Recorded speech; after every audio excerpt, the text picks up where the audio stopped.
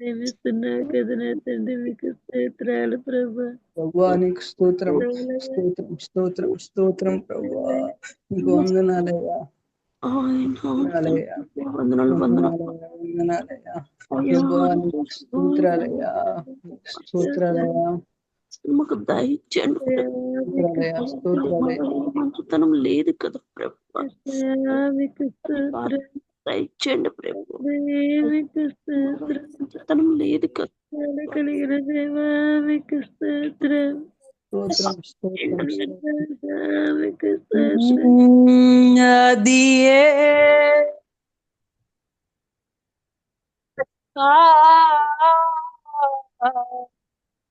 నే గాయపరచిన వేళలో కన్నీరు కార్చిన ప్రేమగా నిలువెచ్చనైనా వడికి చేర్చి ఆదరించిన ప్రేమయే నీ గుండెలో నన్ను చేర్చిన నీ అమరమైన ప్రేమయే నీ గుండెలో నన్ను చేర్చిన నీ అమరమైన ప్రేమయే ఊహ కందని ప్రేమలోన భావమే నీవు హృదయమందు పరవశించు గానమే నీవు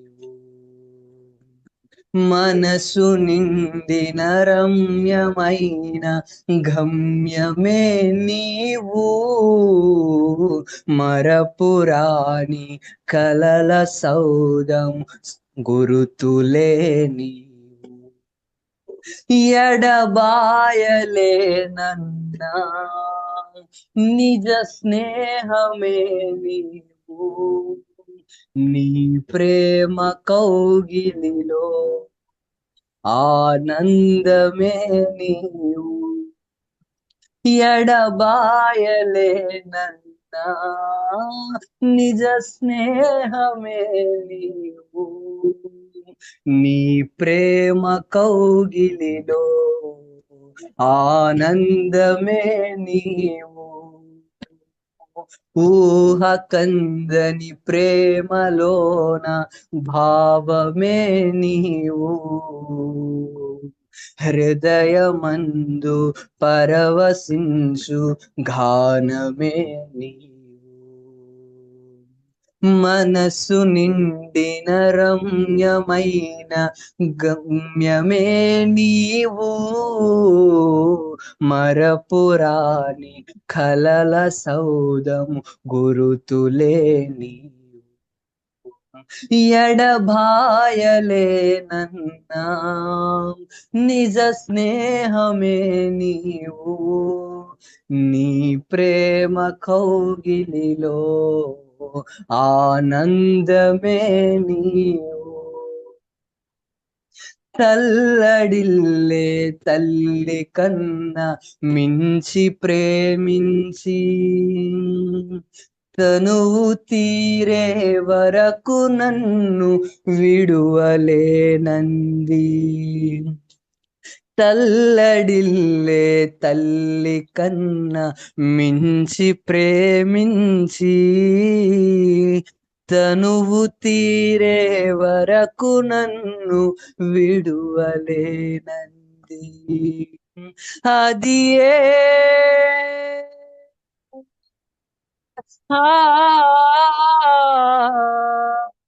నే గాయపరచిన వేళలో కన్నీరు కార్చిన ప్రేమగా నిలువెచ్చనైనా వడికి చేర్చి ఆదరించిన ప్రేమయే నీ గుండెలో నన్ను చేర్చిన నీ అమరమైన ప్రేమయే నీ గుండెలో నన్ను చేర్చిన నీ అమరమైన ప్రేమయే ఊహ కందని ప్రేమలోన భావమే నీవు హృదయమందు పరవశించు గానమే నీవు. మనసు నిండిన రమ్యమైన గమ్యమే నీవు. మరపురాని కలల సౌదము గుర్తులే నీవు. ఎడబాయలేనన్నా నిజ స్నేహమే నీవు. నీ ప్రేమ కౌగిలిలో ఆనందమే నీవు. ఊహ కందని ప్రేమలోన భావమే నీవు. హృదయమందు పరవశించు గానమే నీవు. నింగి నేలను కలిపిన బలమైన వారధిగా, నేల కొరిగిన జీవితాన్ని లేవనెత్తెనుగా. నింగి నేలను కలిపిన బలమైన వారధిగా, నేల కొరిగిన జీవితాన్ని లేవనెత్తెనుగా. అది ఏ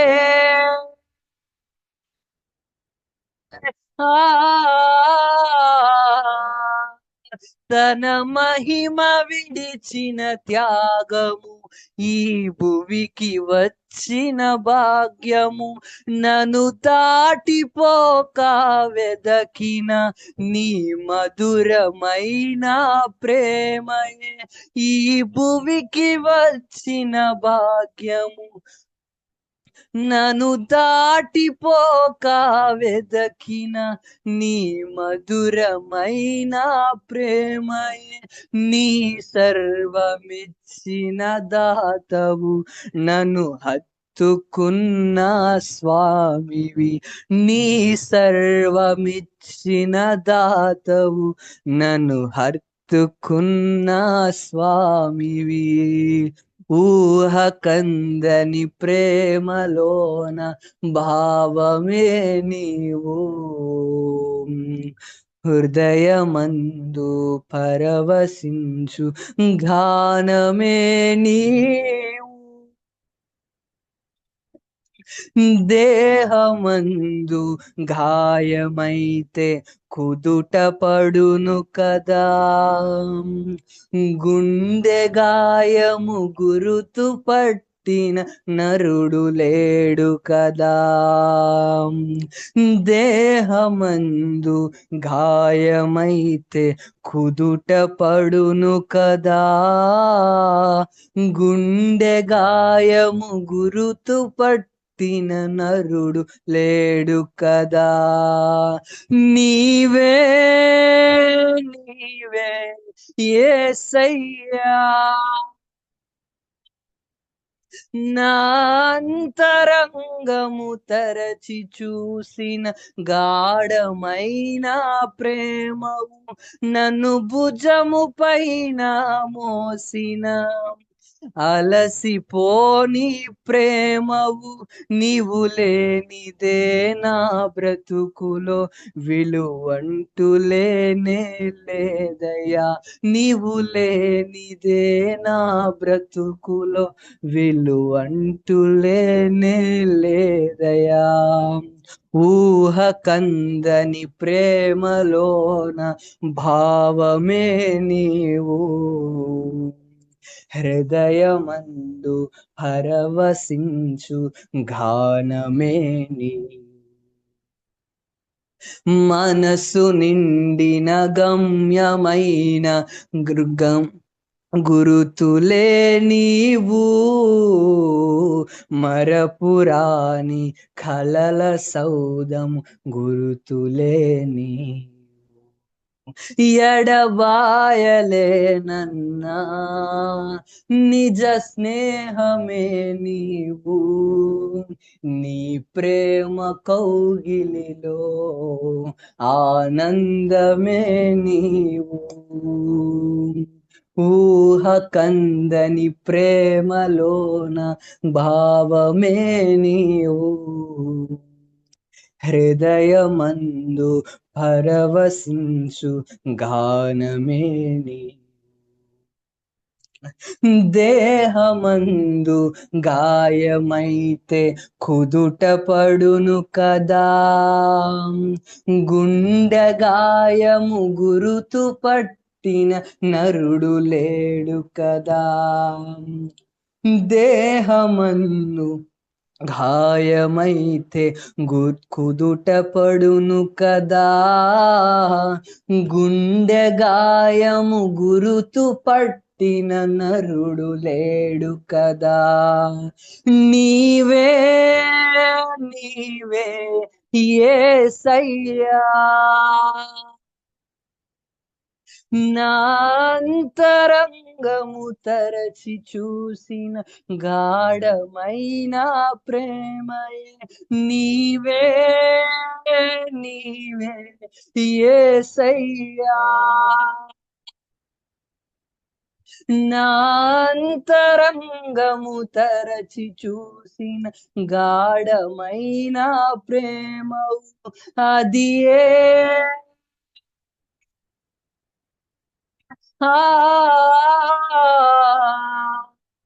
తన మహిమ విడిచిన త్యాగము, ఈ భువికి వచ్చిన భాగ్యము అది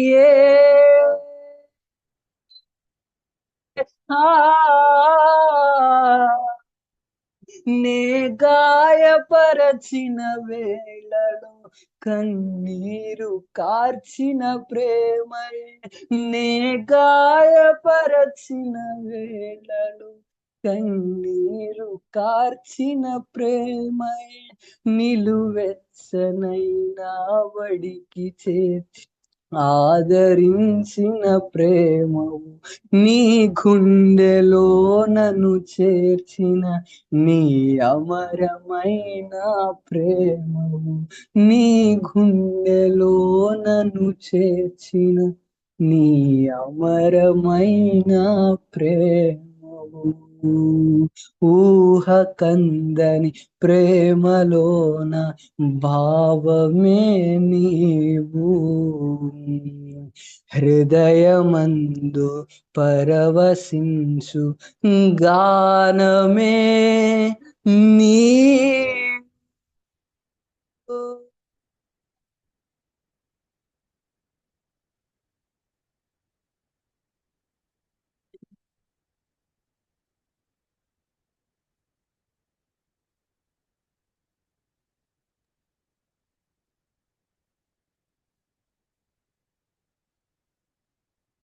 వాక్య నిమిత్తం ప్రార్థన చేసుకొని వాక్యాన్ని ఆలకిద్దాం. సర్వాధికారి అయిన తండ్రి, కృపా సత్య సంపూర్ణుడా, ఇప్పటి వరకు ఎన్నో అంశాల నిమిత్తము ప్రార్థించాము, పాట పాడి నీ నామాన్ని మహింపరిచాము, ఆరాధించాము. సాక్ష్యం ద్వారా కూడా మీరు ఘనపరచబడ్డారని మేము విశ్వసిస్తున్నామయ్యా. వాక్యములకు వెళ్ళబోచుండగా నవంబర్ నెలకు ఉద్దేశించిన వాగ్దాన సందేశాన్ని నీ దాసుని మరుగుపరిచి మాతో మీరు మాట్లాడండి. ఎంతైనా నీవు నమ్మదగిన దేవుడవు, నీవు మాట తప్పని దేవుడవు. మనుషులు మాటిస్తే మాటని తప్పిపోతారు, కానీ నువ్వు వాగ్దానం చేస్తే వాగ్దానమును తప్పిపోవయ్యా. అయ్యా, నవంబర్ నెలకి మీరు చక్కటి వాగ్దానాన్ని మాకిచ్చినందుకు స్తోత్రాలు. ఆ వాగ్దానము ద్వారా మమ్మల్ని బలపరిచి నీ ఆత్మతో మమ్మల్ని అభిషేకించినట్లుగా, నీ వాక్యముతో బలపరిచినట్లుగా సహాయం చేసి, నీ వాక్యపు వెలుగులో మా చీకటి బ్రతుకులను సరిచేసుకొని, నీ వాక్య ఆదరణతో అయ్యా ఆదరణ కోల్పోయిన మా బ్రతుకులను ధైర్యపరుచుకున్నట్లు సహాయం చేయమని యేసు శక్తి కలిగిన నామములో అడిగి వేడుకొని ఉన్నాము తండ్రి. ఆమేన్, ఆమేన్. దేవునికి స్తోత్రాలు. ప్రత్యేకమైన ఈ హాఫ్ నైట్ ప్రార్థన కూడికలో ఇప్పటి వరకు ఓపికతో ఉన్న మీ అందరికీ కూడా ప్రభువైన యేసుక్రీస్తు నామంలో నా హృదయపూర్వకమైనటువంటి వందనాలు. ప్రాముఖ్యమైన గడియలోకి మనం వచ్చాం. నవంబర్ నెలకు ఉద్దేశించి దేవుడు మనకిచ్చినటువంటి వాగ్దానం యెషయా గ్రంథము 43వ అధ్యాయము 4వ వచనాన్ని ఒకసారి చదువుకుందాం. యెషయా గ్రంథము 43వ అధ్యాయము 4వ వచనం. నీవు నా దృష్టికి ప్రియుడవైనందున నీవు నా దృష్టికి ప్రియుడువైనందున గనుడనవైతివి. కనుడవైతివి. నేను నిన్ను ప్రేమించున్నాను గనుక నేను నిన్ను ప్రేమించుచున్నాను గనుక నీకు ప్రతిగా మనుష్యులను అప్పగించుచున్నాను. నీకు ప్రతిగా మనుషులను అప్పగించుచున్నాను. నీ ప్రాణములకు ప్రతిగా మాట్లాడుతున్నటువంటి మాట చాలక, నీవు నా దృష్టికి ప్రియమైన వ్యక్తివి గనుక నేను నిన్ను ఘనపరచబోతున్నాను. నేను నిన్ను ప్రేమిస్తూనే ఉన్నాను. దేవుడు నవంబర్ నెలకు మనకు ఉద్దేశించి ఇచ్చిన వాగ్దానం, వాక్కును దానముగా ఇచ్చినటువంటి దేవుడు తన వాక్కుని మన పట్ల నెరవేర్చి మన జీవితంలో తన వాగ్దానమును స్థిరపరుచునుగాక. ఏ సందర్భంలో దేవుడు ఈ మాటను ఇచ్చాడు? ఎవరికి ఇచ్చాడంటే, యెషయా గ్రంథాన్ని మినీ బైబిల్ అంటారు. బైబిల్లో 66 పుస్తకాలు ఎలా ఉన్నాయో యెషయా గ్రంథములో కూడా 66 అధ్యాయాలు ఉన్నాయి. యెషయా గ్రంథములో ఆది నుంచి అంతము వరకు జరిగిన విషయాలన్నీ కూడా క్లుప్తముగా రాయబడి ఉంటాయి. దేవుడు భూమిని ఎలా సృజించాడని కొన్ని వచనాల్లో ఉంటే, ప్రకటన గ్రంథమునకు సంబంధించిన ప్రవచనాలు కూడా అక్కడక్కడ యెషయా గ్రంథములో రాయబడి ఉంటాయి. పరలోకం ఎలా ఉంటుందని, యేసుక్రీస్తు పుట్టుక గురించి యెషయాలో ఉంటుంది. యేసుక్రీస్తు ప్రభు మరణం గురించి కూడా యెషయా గ్రంథములో ఉంటుంది. యెషయా గ్రంథమును ప్రాముఖ్యంగా 3 భాగాలు చేస్తారు.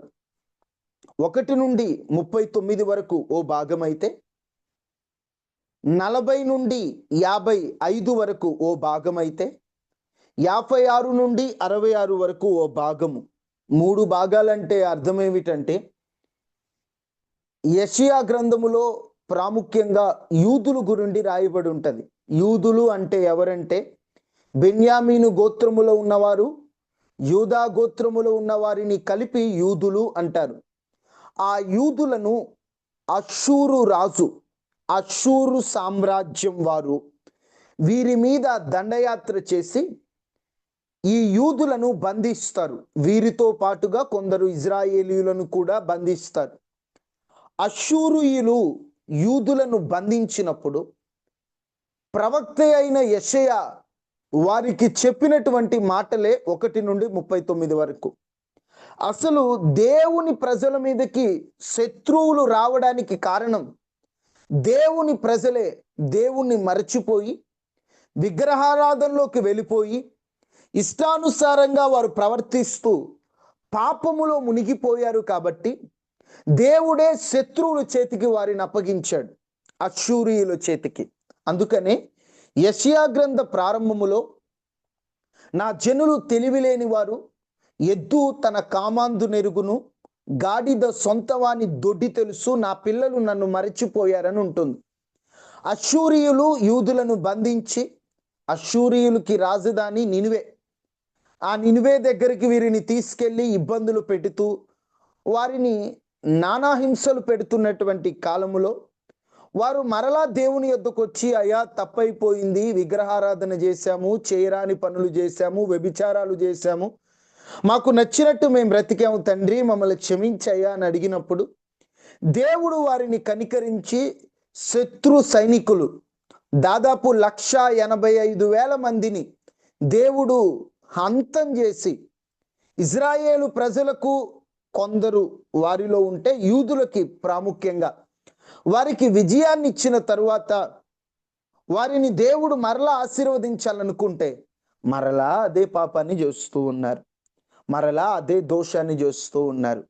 కక్కిన కూటికై ఆశపడిన కుక్కలాగా, పంది బురదలోకి మరలా వెళ్ళినట్లు వీళ్ళు మరలా అదే పాపాన్ని చేస్తూ దేవునికి కోపం తెప్పిస్తే 37వ అధ్యాయంలో వీరికి విడుదలిస్తే 39లో మరలా బబులోను సామ్రాజ్యం వారు, బబులోనీయులు వారొచ్చి వీళ్ళ మీద దండయాత్ర చేసి మరలా ఇజ్రాయేలు ప్రజలు కొందరిని, యూదులను చెరపట్టుకొని తీసుకొని వెళ్తారు. వారు ఇష్టానుసారంగా ప్రవర్తించడం, దేవుడు శత్రువుల చేతికి వారిని అప్పగిస్తూ ఉన్నాడు. అలాంటప్పుడు వీరి పరిస్థితి ఎలా ఉందంటే, వీరికంటూ స్వదేశం లేదు, సొంత దేశాన్ని కోల్పోయారు. ఓ దేవాలయం లేదు, ఓ సింహాసనం లేదు, ఓ ఆనందం లేదు, కడుపు నిండా తినింది లేదు, ఆనందంగా బ్రతికింది లేదు. వారు చేసిన పాపాన్ని బట్టి, దేవునికి ఇచ్చిన కోపాన్ని బట్టి, శత్రువుల దండయాత్రను బట్టి అంతా కోల్పోయి అంతా నష్టపోయి ఉన్నారు.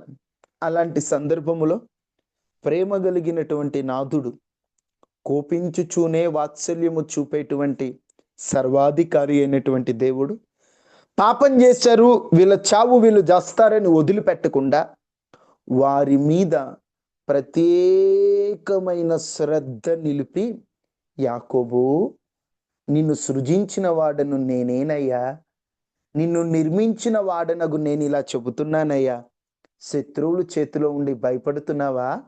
భయపడొద్దు, నేను నిన్ను పేరు పెట్టి పిలిచి ఉన్నానయ్యా, నేను నీకు తోడై ఉన్నాను. నువ్వు జలములలో బడి వెళ్తున్నా, అవి నీ మీద పారవు.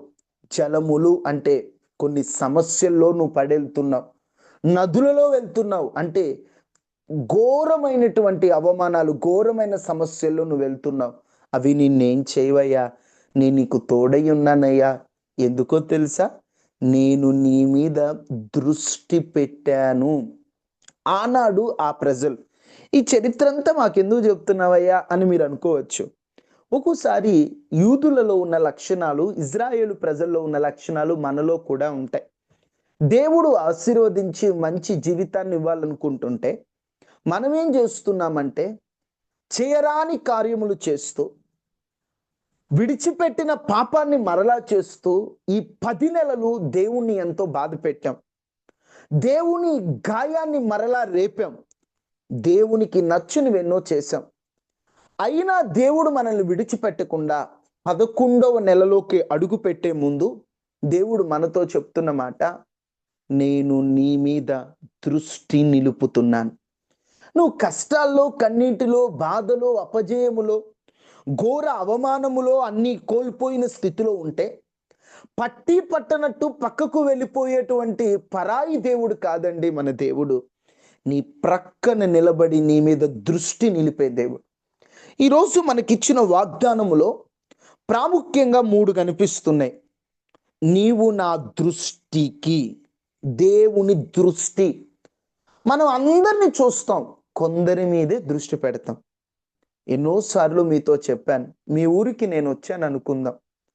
మీ ఊరిలో మీరు ఆ సమయానికి బయటకు వచ్చాను, అందరినీ చూస్తారు. నేను కనబడ్డాను అనుకోండి, అచ్చం ఇమ్మానియల్ బ్రదర్ లాగానే ఉన్నాడు, బ్రదరేనా అని దృష్టి పెడతారు. అంటే అందరిని చూస్తుంది నీ కన్ను, కానీ తెలిసిన వారి మీద ప్రత్యేక దృష్టి. అప్పుడు ఏం చేస్తారు? బ్రదర్ మీరేంటి ఇక్కడ ఉన్నారు, రండి మన ఇంటికి వెళ్దాం, భోంచేద్దు, రండి రండి రండి అని అడుగుతారు. ఎందుకంటే శ్రద్ధ నిలుపుతారు.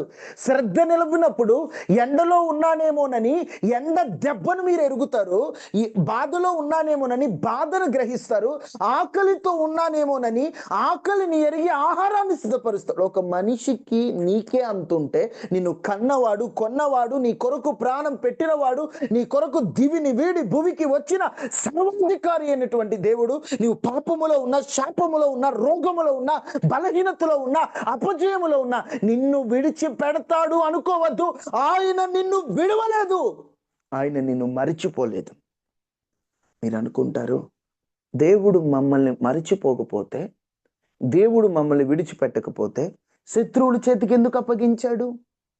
మాకెందుకు సొంతదంటూ ఏమీ లేదు, మాకెందుకు విజయాన్ని ఇవ్వలేదు, మమ్మల్ని ఎందుకు విడిచిపెట్టాడు అనుకుంటారు. కానీ శత్రువు చేతికి అప్పగించింది నీవు కొన్ని మార్చుకోవాలని, శత్రువు చేతికి అప్పగించింది నీకు విలువ తెలిసి రావాలని, శత్రువు చేతికి అప్పగించింది నీవు ఏదేది పోగొట్టుకుంటున్నావో అది గ్రహించాలని. నిన్ను దేవుడు అలాగున అట్ట ఇచ్చినట్టే ఉంచాడు, కానీ నిన్ను దేవుడు పూర్తిగా శత్రువుల చేతికి అప్పగించాడు. అశ్షూరీయులు ఆనాడు యూదుల మీద యుద్ధం చేసిన, బబులోనీయులు యుద్ధం చేసిన, ఫైనల్గా గెలిచేది యూదులే. ఎందుకంటే వారికి పాఠము తెలిసి రావాలని దేవుడు వారిని అప్పగించిన, వారి మీద ఆయన దృష్టి నిలపడం ఆపలేదు. నాటి ప్రజల మీద దృష్టి నిలిపాడు. యూదుల కంటే ఇజ్రాయేలీయుల కంటే ఎక్కువగా ప్రేమించి రక్తాన్ని చిందించి మనల్ని, అన్యులమైన మనల్ని తన బిడ్డలుగా వారసులుగా ఏర్పాటు చేసుకున్న దేవుడు నీ మీద దృష్టి పెట్టడా? నీ మీద ఆయన దృష్టి నిలిపి ప్రత్యేక శ్రద్ధ తీసుకుంటాడండి దేవుడు మన మీద. ఈ లోకంలో మనిషి శ్రద్ధ కొంతవరకే, కంటికి కనిపించినప్పుడే జాగ్రత్త అంటారు. ఈ ఒక్క వాగ్దానములో దేవుని ప్రత్యేక శ్రద్ధ, దేవుని ప్రేమ, దేవుని ఆశీర్వాదం. నీవు నా దృష్టికి, దేవుని దృష్టికి నువ్వు ప్రియమైన వ్యక్తివి. కొంతమంది అనుకోవచ్చు, నేనేం ప్రియమైన వ్యక్తివయ్యా, నేనేం దేవునికి ఇష్టం లేదులే అనుకుంటాం. కానీ దేవునికి నువ్వు ఇష్టమైన వాడివి కాబట్టే, దేవుడికి నువ్వు ప్రత్యేకమైన వాడివి కాబట్టే ఈ మూడు మీ జీవితంలో జరిగితే నువ్వు దేవునికి ప్రియమైన వాడివి. నువ్వు ఇంకా బ్రతికే ఉన్నావు అనుకో, దేవుని నిన్ను బ్రతికించాడు కాబట్టి నువ్వు దేవునికి స్పెషల్. నీవు రక్షణ అనుభవంలోకి వచ్చావంటే దేవుని దృష్టికి నువ్వు స్పెషల్. అనుదినం దేవుడు ఏదో ఒక కోణములో నీతో మాట్లాడుతున్నాడంటే నువ్వు దేవుని దృష్టికి స్పెషల్. నీవు నా దృష్టికి ప్రియమైన వానివి అన్నప్పుడు నేను కాదు అని నువ్వు అనాలంటే ఈ మూడు నీ జీవితంలో జరగకూడదు. నేను బతికి లేను అన్న వాళ్ళు ఎవరైనా ఉన్నారా? అందరూ బ్రతికే ఉన్నాం కాబట్టి జూమ్లో ఉన్నాం. నేను రక్షణ పొందలేదు అన్న వాళ్ళు ఎవరైనా ఉన్నారా? అసలు రక్షణే లేకపోతే అందరూ నిద్రించి గురకలు పెడుతున్నటువంటి ఈ సమయంలో నువ్వెందుకు ప్రార్థనలో ఉంటావు?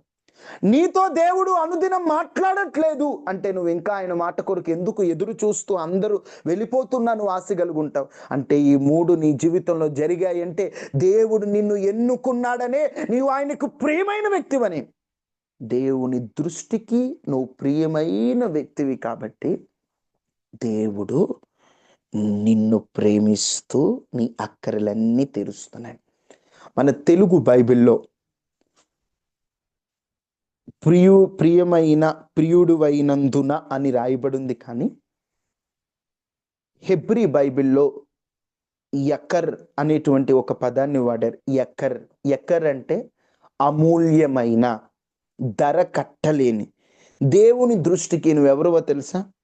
అమూల్యమైన, వెల కట్టలేని ముత్యానివి నువ్వు, వజ్రానివి నువ్వు దేవుని దృష్టి. మనుషులు నీ విలువని తెలియట్లా, రాయి అనుకొని వజ్రాన్ని పడేస్తున్నారు. నిన్ను కాదనుకున్న వారందరికీ నీ విలువ అర్థం కాల. దేవుని దృష్టిలో నువ్వు ఒక వజ్రానివి. ఎందుకంటే ఆయన కోరుకున్న వ్యక్తివి. ఆయన ఇక్కడ మనకి ప్రేమిస్తున్నాననుంది, కానీ హెబ్రీలో కవిద్ అనుంది. కవిద్ అంటే విడదీయరాని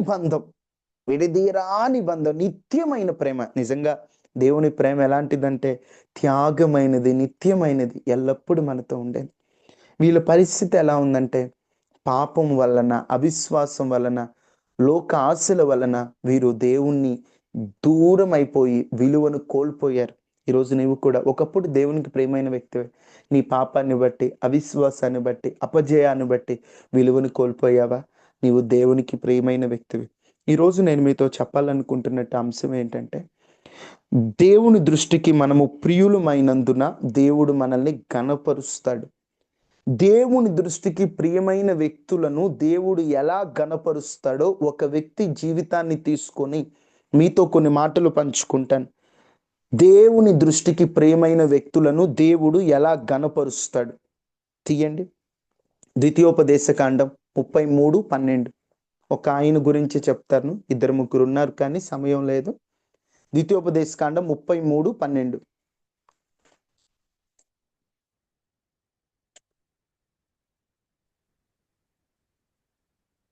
బెన్యామీనును గూర్చి ఇట్లా నేను బెన్యామీను యెహోవాకు ప్రియుడు, ఆయన యొద్ద అతడు సురక్షితముగా నివసించును. దినమెల్లా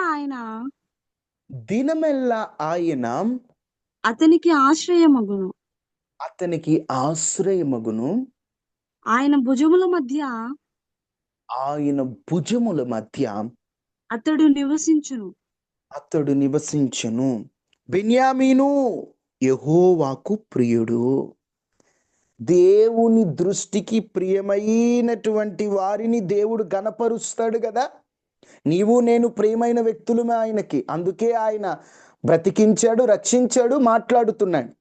బెన్యామీన్ అని ఒక ఆయన ఉన్నాడు, బెన్యామీన్. ఈ బెన్యామీను దేవుని దృష్టికి ప్రియమైనోడట. బెన్యామీను యెహోవాకు ప్రియుడు. ఆ ప్రియమైన బెన్యామీను దేవుని యొద్ద సురక్షితంగా ఉన్నాడు. దినమెల్లా రోజంతా దేవుడే ఆయనకు ఆశ్రయంగా కాపాడుతున్నాడు. దేవుడి భుజాల మీద ఉన్నాడు. అబ్బా బెన్యామీను, నువ్వంటే దేవునికి అంత ఇష్టమా? ఎలా ఉంది నీ లైఫ్, ఎలా ఉంది నీ జీవితం అని అడిగితే చూడండి, ఆదికాండము 35:18. బెన్యామీను దేవునికి ప్రియమైనోడట. దేవుడే బెన్యామీనికి ఆశ్రయం అట. దేవుని భుజాల మీద బెన్యామీను ఉన్నాడంట. అబ్బా అంత అదృష్టం బెన్యామీనికి వచ్చిన. ఆయన లైఫ్ ఎలా ఉంది? 35:18. ఆమె మృతి పొందెను, ఆమె మృతి పొందెను, ప్రాణము పోవుచుండగా ప్రాణము పోవుచుండగా ఆమె అతని పేరు బెనోని పేరు బెనోని అనేను. బెనోని అంటే కింద ఫుట్ నోట్లో ఏమనుంది? దుఃఖపుత్రుడు అనేను. అతని తండ్రి అతనికి బెన్యామీన్ బెన్యామీను అని పేరు పెట్టాను. వాస్తవంగా చెప్పాలంటే ద్వితీయోపదేశ కాండంలోనేమో దేవునికి ప్రేమైనోడు, దేవుడు ఆశ్రయంగా ఉంటాడు, దేవుడి యొద్ద సురక్షితంగా ఉన్నాడు, దేవుని భుజాల మీద ఉన్నాడు బెన్యామీన్ అని ఉంది. కానీ ఈ బెన్యామీను ఆరంభాన్ని చూస్తే రాహేలమ్మ నిండు గర్భవతి, పిల్లోని కనింది. ఆ పిల్లోని కన్న వెంటనే చనిపోయింది. ఆ చనిపోయేటప్పుడు, ఒరే బాబు నీవు ఏవని పుట్టావో గాని నీ పుట్టుక నా సావుకొచ్చిందిరా అన్నట్టుగా బెనోని అని పేరు పెట్టింది. దుఃఖపుత్రుడు. తల్లికి దుఃఖాన్ని ఇచ్చి తల్లి మరణాన్ని కొని తెచ్చిన వాడు. నువ్వు దుఃఖపుత్రుడు రా, నువ్వు నీ వల్లే నేను చస్తున్నానని కన్న తల్లే బెనోని అని పేరు పెట్టి చచ్చిపోయిందండి. చుట్టూ చూసేవాళ్ళు ఎన్ని మాటలు అంటారు, రే వాడు నష్ట జాతకుడు, రే వాడేంట్రా బాబు, వాడు అసలు దరిద్రం అంతా వాడేరా, వాడు పుట్టాడు రాహేలు చనిపోయింది. ఎందుకంటే యాకోబుకి అంతమంది ఉపపత్నులు భార్యలు ఉన్నా ఏమంటే ఎనలేని ఇష్టం. అలాంటిది బిడ్డను కని పేరు పెట్టి చనిపోయిందండి. ఎందుకులే దుఃఖపుత్రుడు అంటే బాగోదులే అని బెన్యామీను అని పేరు పెట్టాడు. బెన్యామీను అంటేనేమో కుడి చేతి పుత్రుడు, బెనోని అంటే దుఃఖపుత్రుడు, తల్లికి వేదన మిగిల్చిన వాడు, తల్లి వేదనకి కారణమైనవాడు. అందరు ఎన్ని మాటలు అవమానాల మధ్య ఉన్నాడు. అలాంటి బెన్యామీను సంతానాన్ని దేవుడు ఎక్కడ పెట్టుకున్నాడట? ఎక్కడ పెట్టుకున్నాడు?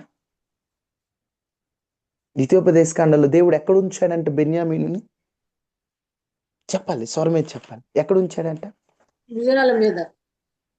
భుజముల మీద ఉంచాడట. అమ్మా ఒక మాటలో చెప్పాలంటే తల్లి ప్రేమ తెలియదు, తల్లి ఎత్తుకొని ఆదరించి తను పాలిచ్చి పెంచింది లేదు. తల్లి ప్రేమ తెలియని బెన్యామీను సంతానాన్ని ఎక్కడ పెట్టుకోవాలో దేవుడికి అర్థం కాల. ఇలాంటి అనాథగా ఉన్న బెన్యామీను అక్కడ ఇక్కడ పెట్టుకోవడం ఎందుకు, నా భుజముల మీద ఉంచుకున్నానన్నాడు. బెన్యామీను ఆయనకు ప్రియమైన వాడు. అతని ఆరంభం దుఃఖపుత్రుడు. అలాంటి దుఃఖపుత్రుణ్ణి దేవుడు ఎంతగా హెచ్చించాడో తెలుసా? ప్రారంభము నుండి అవమానాలు, దుఃఖపుత్రుడు ఎంతగా బెన్యామీను సంతానం దేవుడు గణపరిచాడో, దేవునికి ప్రియమైన వానిగా మారిన ఈ బెన్యామీను పరిస్థితి ఎలా ఉందో త్వరగా కొన్ని మాటలు చెప్తాను. బెన్యామీను చిన్నోడు, అందరికంటే చిన్నోడు. బెన్యామీను కంటే పెద్దోడు యోసేపుని అన్నలు అసూయతో అమ్మేశారు.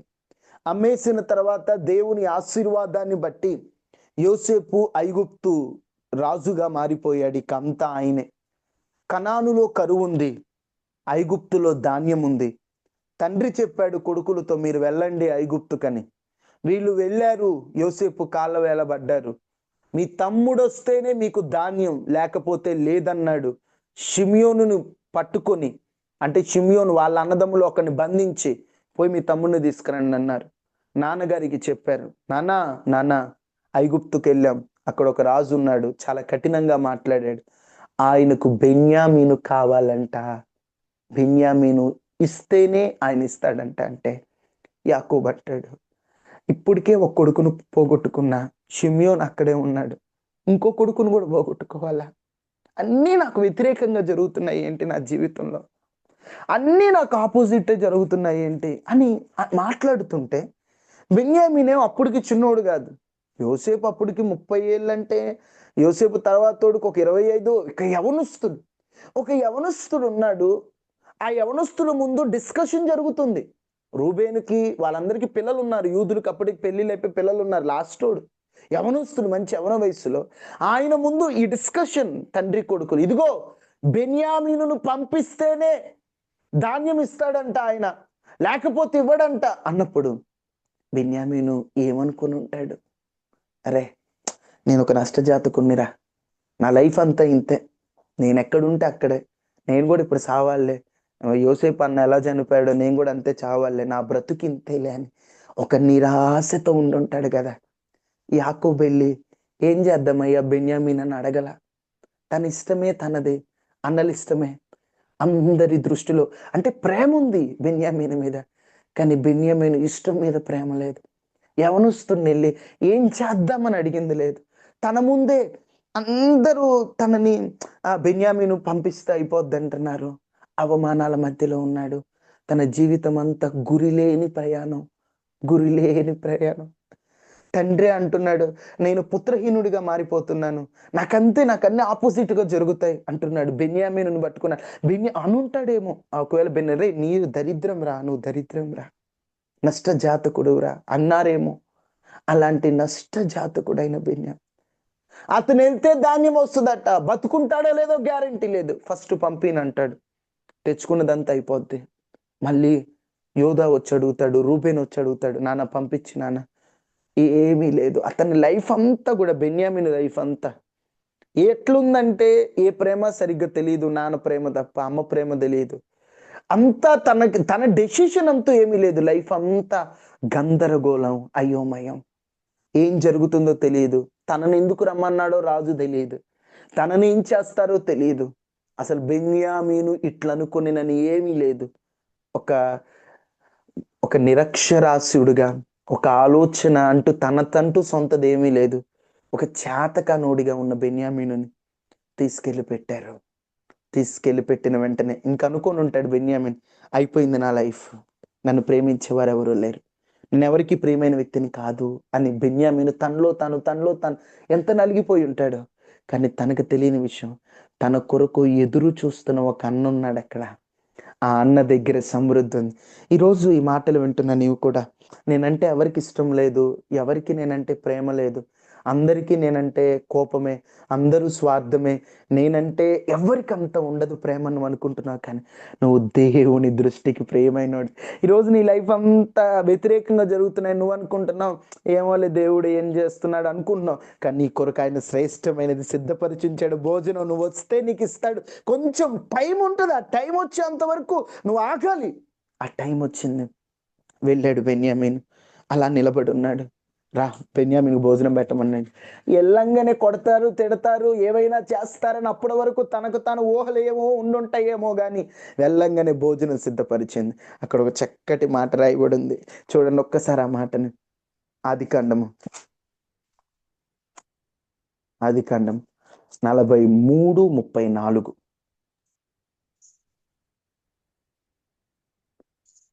మరియు అతడు తన మొదలుకొని ఎదుట వారికి తన ఎదుట ఉన్న వారికి వంతులెత్తి పంపెను.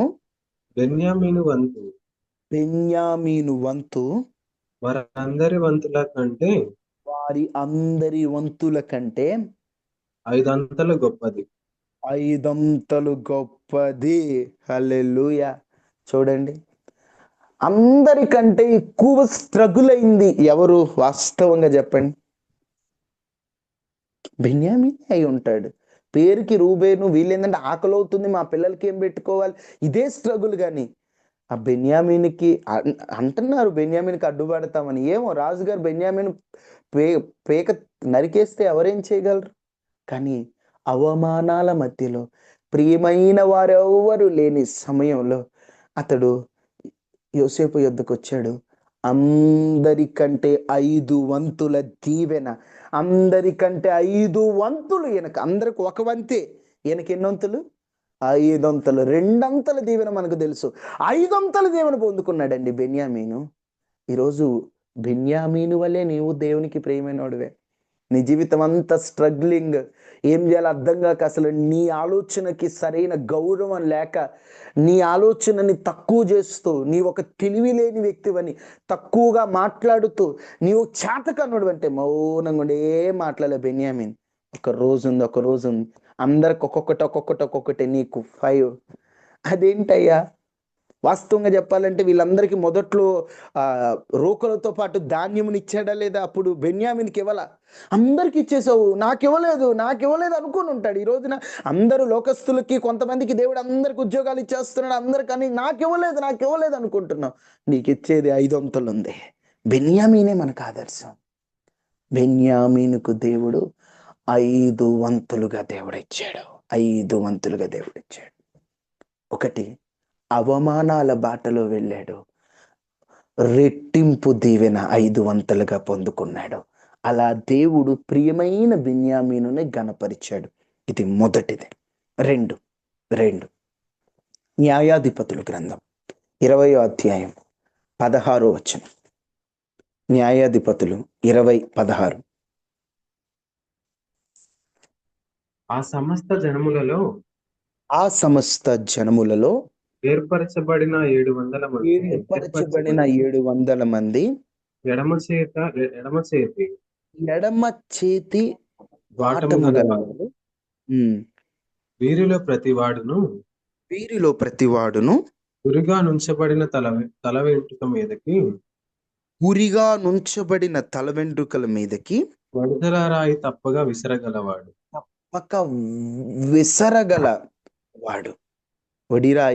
వడిసెల రాయి తప్పక విసరగలవాడు. ఇక్కడ బెన్యామీను సంతానముకు చెందిన వారి గురించి రాయబడిన మాట. ఈ బెన్యామీయులు ఎలాంటి వారంటే, వీరు ఎడమ చేతి వాటం కలిగిన వాళ్ళు. మామూలుగా ఏదైనా ఏంటి, కుడి చేతితో చేస్తాం. వాస్తవంగా బెన్యామీను కుడి చేతి పుత్రుడు. దేవుడు కుడి చేత వాడుకోగలిగినటువంటి అతని సంతానాన్ని దేవుడు అంతగా ఆశీర్వదించాడు. ఇప్పుడు ఇక్కడున్న వీరు ఎడమ చేతి వాటం కలిగిన వారు. ఒక పని కొంతమందికి ఎడమ చేత్తో అలవాటు, ఆల్మోస్ట్ 90% కుడి చేత్తోనే పని చేసుకోగలరు. ఎడమ చేత్తో వాళ్ళకి ఏం చేతగా. ఇప్పుడు ఎడమ చేతి వాటం కలిగిన వాళ్ళు ఎంతమంది ఉన్నారంట యుద్ధం చేయడానికి? 700 మంది ఉన్నారండి. ఎడం చేత్తో యుద్ధం చేసేవాళ్ళు. మళ్ళీ ఎలా చేస్తారట? వడిసెల రాయి తల మీదకు విసరొచ్చు, ఎందుకంటే గట్టిగా ఉంటుంది. వడిసెల రాయి వెంట్రుక మీద కూడా ఒక వెంట్రుక, ఇప్పుడు జస్ట్ ఒక వ్యక్తి నిలబడి ఉంటే ఆ వ్యక్తి వెంట్రుకను కూడా కొట్టగలరంట. అంత పనితనం కలిగినటువంటి యుద్ధ వీరులు వారు. ఒక మాటలో చెప్పాలంటే, అవకాశం లేని చోట కూడా, చేత కాదనుకున్న చోట కూడా ధైర్యంగా నిలబడగలిగిన యుద్ధ వీరులు బెన్యామీను సంతానం. వాళ్ళకి అక్కడ అన్ని అవకాశాలు ఉండవండి. అవకాశాలు ఉన్న చోట నిలబడడం ఏమి ఎవరికన్నా గొప్పే. 100 పోస్టులు వదిలి 100 మంది రాసి ఉద్యోగం పొందడం పెద్ద గొప్పే ఉంది. 100 మంది రాస్తే 100 మందికి వస్తాయి. 100 పోస్టులు వదిలి 1,00,000 మంది రాస్తే ఆ 100లో నువ్వు అక్కడ అవ్వాలి. అదే బెన్యామీను దేవునికి ప్రియమైన వ్యక్తి. అదే ఆశీర్వాదం మనకు స్వతంత్రించుకొందుముగాక. ఆ కృప దేవుడు దయచేయునుగాక. ఈ బెన్యామీను గురించి మాట్లాడితే ఆదికాండంలోనే యాకోబు మాట్లాడాడు. చూడండి ఒకసారి 49 ఆదికాండం. యాకోబు ఆదికాండంలోనే అంటాడు. 49:27. బెన్యామీను చీల్చునట్టి తోడేలు అతడు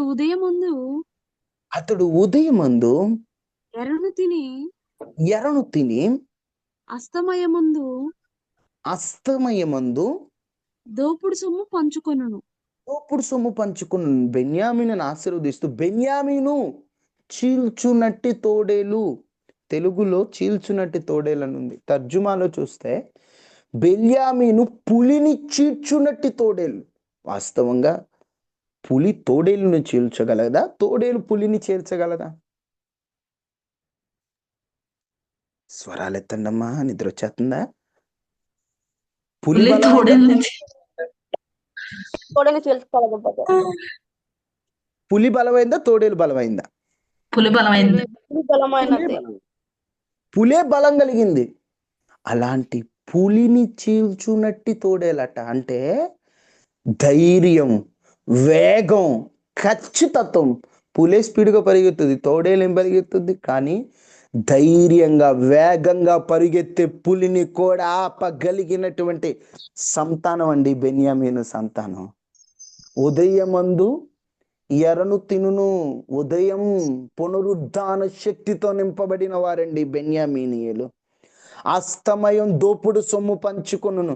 వారు యుద్ధం చేసి వారు గెలిచి దేవుని శక్తిని ఆధారం చేసుకుని గెలిచి వారొక్కరే ఆనందించడం కాదు, దోచుకున్న వాడి దోపుడు సొమ్ము అంటే విజయాన్ని అందరికీ పంచిపెట్టే వాళ్ళంది బెన్యామీను సంతానం. అంటే ఒక మాటలో చెప్పాలంటే ధైర్యంగా, వేగంగా దేవుని శక్తిని ఆధారం చేసుకొని విజయాన్ని పొంది ఆ విజయాన్ని తన కుటుంబానికి, తన సంఘానికి పంచిపెట్టే వాళ్ళేనండి బెన్యామీను సంతానం అంటే. బెన్యామీనీయులకి అవకాశం ఉన్న చోట కాదు, అవకాశం లేని చోట కూడా గెలిచి చూపించే సత్తా ఉన్నవారండి. ఈ రోజున దేవునికి ప్రియమైన మనకి అవకాశాలు కనిపించట్ల, అన్నీ అవరోధాలే, అన్నీ ఆటంకాలే, ఏం అర్థం కాని పరిస్థితి. అవకాశం లేని చోట కూడా నిలబడు దేవుని కోసం. దేవుడు నీకే ఎందుకు ఇచ్చాడు తెలుసా? మూర్ఖుడైన భర్త. నీవే ఆ మూర్ఖుడిని మార్చగలిగిన కెపాసిటీ ఉంది, నీకుంది ఆ శక్తి. ఇంకొక మూర్ఖురాలకి ఇస్తే ఇద్దరు మూర్ఖులు మామూలుగా ఉండదు. నీకు ఇచ్చాడు ఎందుకో తెలుసా? నీ ప్రార్థన శక్తి. నువ్వు ఆ వ్యక్తిని మార్చగలవని. నీకెందుకు లేట్ చేస్తున్నాడో తెలుసా? నువ్వు లేట్ అయినా నీవు ఆలస్యంలో ఆశీర్వాదాన్ని అనుభవించగలవు. ఎదురు చూచుటలో ఉన్న నిరీక్షణ శక్తిని పొందగలిగి నీవు మరికొందరిని బలపరచగలిగిన వాడమని. అవకాశం లేదని కృంగిపోవద్దు. బెన్యామీను సంతానం వారికి అవకాశం లేకపోయినా వారు దేవుడిచ్చిన కృపను బట్టి, దేవుడిచ్చినటువంటి ఆధిక్యతను వాడుకొని వారెంత దీవెన పొందారో కదా. ఈ రోజున నీవు కూడా అటువంటి దీవెన అనుభవించాలంటే, నీవు కూడా అటువంటి ఆశీర్వాదాన్ని అనుభవించాలంటే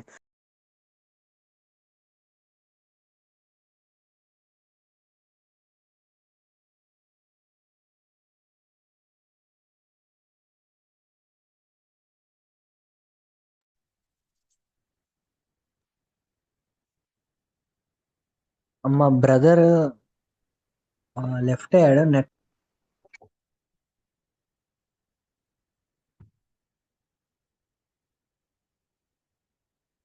స్తోత్రం స్తోత్రం స్తోత్రం స్తోత్రం స్తోత్రం స్తోత్రం స్తోత్రం స్తోత్రం స్తోత్రం స్తోత్రం స్తోత్రం స్తోత్రం స్తోత్రం స్తోత్రం స్తోత్రం.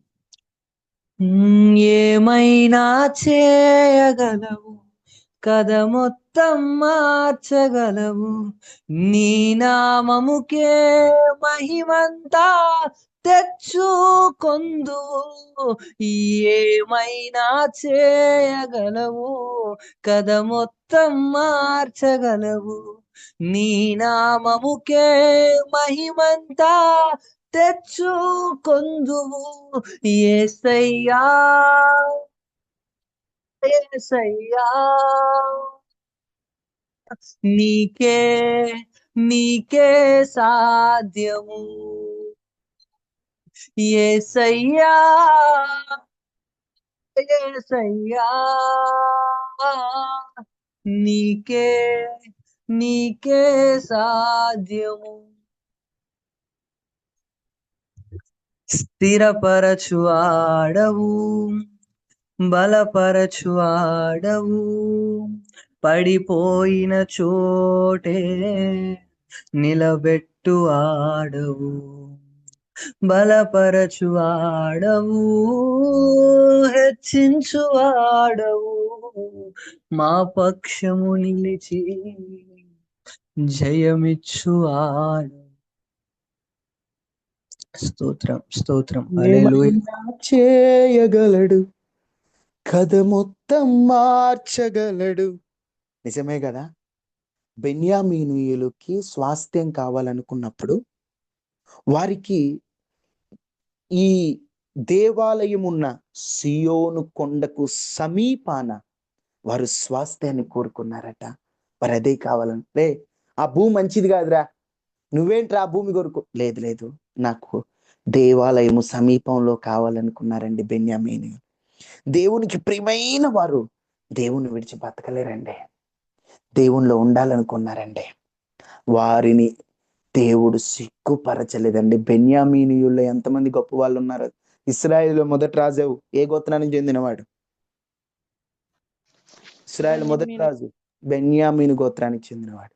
సౌలు పౌలుగా మారిన ఆ సౌలు ఏ గోత్రానికి చెందినవాడు?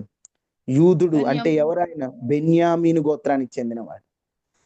ఎస్తేరు మొర్దెకై ఏ గోత్రానికి చెందినవారు? బెన్యామీను గోత్రానికి. అరే తీసి పారేసే గోత్రం అండి, లెక్కలేని గోత్రాన్ని దేవుడు ఎన్నుకోవడానికి కారణం ఆ గోత్రము వారు దేవుణ్ణి ఆశ్రయించేవారు. వారికి దేవుడు కావాలి. 10 మంది ఒకవైపు, ఒక్కడే ఒకవైపు, ఎటు వెళ్తావయ్యా అంటే ఏమంటారు ఎవరైనా? 10 మంది ఎటుంటే మేము అటు, 10 ఓట్లు ఉన్న చోటే అంటారు. యూదులు ఎవరిని ఆశ్రయించారు? జీవం కలిగే దేవుడు. మేము యూదుల వైపేనండి, నలుగురేమనుకున్నా పర్లేదండి, మేము దేవుని వైపు నిలబడతామని నిలబడ్డారు. వారు యూదు లెక్కలు. ఇప్పుడు బెన్యామీనీల అనరాలని యూదులు అంటారు. యూదుల లెక్కలోకి వెళ్ళిపోయారు. యూదులకు పొందిన దీవెన బెన్యామీనీలు కూడా అనుభవించారు. యూదులకు పొందిన స్వాస్థ్యం బెన్యామీలు కూడా అనుభవించారు. ఆశీర్వాదం అన్ని వాళ్ళకుంది, వీళ్ళు మధ్యలో దూరారు, వీళ్ళు కూడా పంచుకున్నారు. వాళ్ళ కథ మొత్తం మారిపోయిందండి. ఒక్క డెసిషన్. ఈరోజు నువ్వు బెన్యామీను వలె దేవునికి ప్రియమైన వాడివి. దేవుడు నిన్ను గణపరుస్తాడు. బెన్యామీనుని ఎలా గణపరిచాడు? 5 దీవెన. బెన్యామీనుని ఎలా గణపరిచాడు? యుద్ధ వీరుల్లాగా ఎడమ చేత్తో కూడా యుద్ధం చేయగలిగిన సమర్థుడు. బెన్యామీనీయులకి స్వాస్థ్యాన్ని దేవుడిచ్చాడు. ఈరోజు నిన్ను కూడా దేవుడు అంతగా ఆశీర్వదించాలంటే నీవు కూడా దానికి తగ్గట్లు ఉన్నావా? నువ్వు కూడా దానికి తగ్గట్లు సిద్ధపడుతున్నావా? దేవునికి ప్రియమైన వ్యక్తిగా నేను ఉండాలి. చూడండి, ఒక్క చిన్న మాట, ఆయన దృష్టికి ప్రియమైనందున ఘనపరుస్తాడు. నాకు కావాలయ్యా, బెన్యామీన్కి ఇచ్చిన ఘనత నాకు కావాలయ్యా, బెన్యామీన్కి ఇచ్చిన ఘనత కావాలయ్యా అని అందరూ ప్రార్థన చేయండి. నీ కృపాతిశయం అనేటువంటి పాటలో చివరి చరణాన్ని బ్రదర్ పాడతారు. ప్రియులే నన్ను వెంటాడిన శోకమే నా లోకమా అనే ఆ చరణంలో బెన్యామీనులకు ఇచ్చిన 5 ఆశీర్వాదాల గురించి ఉంటది. బ్రదర్ పాడతారు. అందరు ఏకీభవించి చిన్న ప్రార్థన చేసుకున్నాక మీ అందరి కొరకు ప్రార్థన చేస్తాను. స్తోత్రం స్తోత్రం స్తోత్రం స్తోత్రం స్తోత్రం. ప్రియులే నన్ను విడనాడిన శోకమే నా లోకమా, అనాథగానే మిగిలానే నా కథ ముగిసినదే. ప్రియులే నన్ను విడనాడిన శోకమే నా లోకమా, అనాథగానే మిగిలానే నా కథ ముగిసినదే. నీ కుడి చేతిలో ఉంచగనే బెన్యామీను అంతుగా మారే, 5 నా భాగ్యము, విధిరాతనే మార్చే నీ కృప. నీ కుడి చేతిలో ఉంచగనే బెన్యామీను అంతుగా మారే, 5 నా భాగ్యము, విధిరాతనే మార్చే నీ కృపా. నీ కృపా నీ కృపా ఆకాశము కంటే హెచ్చైనది. నీ కృపా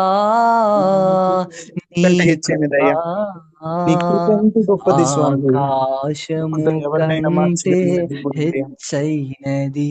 మౌనిగా నా ఎడల చూపిన కృప ఎటులుండేదా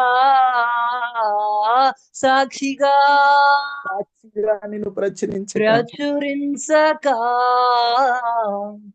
నా తుది శ్వాస వరకు నీ చెంత చేరే వరకు, నా తుది శ్వాస వరకు నీ చెంత చేరే వరకు, నా తుది శ్వాస వరకు నీ చెంత చేరే వరకు, నా తుది శ్వాస వరకు నీ చెంత చేరే వరకు. దుఃఖపుత్రుడయ్యా, విలువలేని వాడయ్యా, అలాంటి వాడిని ప్రియమైన వాడిగా పిలిచి కుడి చేతి పుత్రుడిగా మార్చావు. అవమానాల మధ్యలో ఉన్న వానికి 5 దీవెనిచ్చావు. నీకు ప్రియమైన వాడిని అంత గణపరిచావయ్యా. అయ్యా, ఎడమ చేత వాటం యుద్ధం చేయలేరు, కానీ అలాంటి వారిని యుద్ధ వీరులు నక్కన అయ్యా తోడేలు పులిని చీల్చినట్లుగా చీల్చగలిగిన శక్తినిచ్చావు. అవకాశం లేని చోట కూడా వీరులుగా నిలబెట్టగలిగిన బెన్యామీని నీ సన్నిధిని కోరుకున్న వారికి స్వాస్థ్యాన్ని ఇచ్చావు. యూదులుగా వారిని పిలిచావు, యూదుల దీవెన వారికి ఇచ్చావు. నిజమే, ఈరోజు 3 రకాల దీవెన నీ ప్రియమైన వ్యక్తులుగా మేము అనుభవించాం. నీ దృష్టికి మేము ప్రియమైన వారిగా మమ్మల్ని గణపరచండి అయ్యా. 5 దీవెనతో గణపరచండి. మమ్మల్ని ప్రేమించే దేవుడు అయ్యా, మాకు వీరత్వాన్ని ఇచ్చి మమ్మల్ని గణపరచండి. వెనుదిరగని పోరాట యోధులుగా మమ్మల్ని గణపరచండి. స్వాస్థ్యాన్ని ఇవ్వండి, ఆశీర్వాదాన్ని ఇవ్వండి. నీ దీవెన కొరకు ఎదురు చూస్తున్నాం. ఈ వాక్యాన్ని నీరు కట్టి ఫలింపచేయండి. ఎత్తబడిన వాక్యాన్ని ఏ ఒక్కరు కూడా విడిచిపెట్టక నీ దృష్టికి ప్రియమైన వారిగా ఈ నవంబర్ నెలలో మమ్మల్ని ఘనపరిచి మా ప్రయత్నం ఆపకూడదు. మేము పోరాట యోధులం ప్రభువా, వెనుదిరగకూడదు. మా ప్రయత్నములన్నిటిలో మాకు తోడుగా ఉండే నీ వాగ్దానాన్ని మా పట్ల నెరవేర్చి, ఈ వాగ్దానాన్ని ప్రతి జీవితంలో మీరు నెరవేర్చి ధైర్యపరచమని యేసు నామములో అడిగి వేడుకొని ఉన్నాము తండ్రి. ఆమేన్, ఆమేన్. బ్రదర్ రికార్డ్ ఆఫ్ చేయండి. మీ అందరి కొరకు ప్రార్థన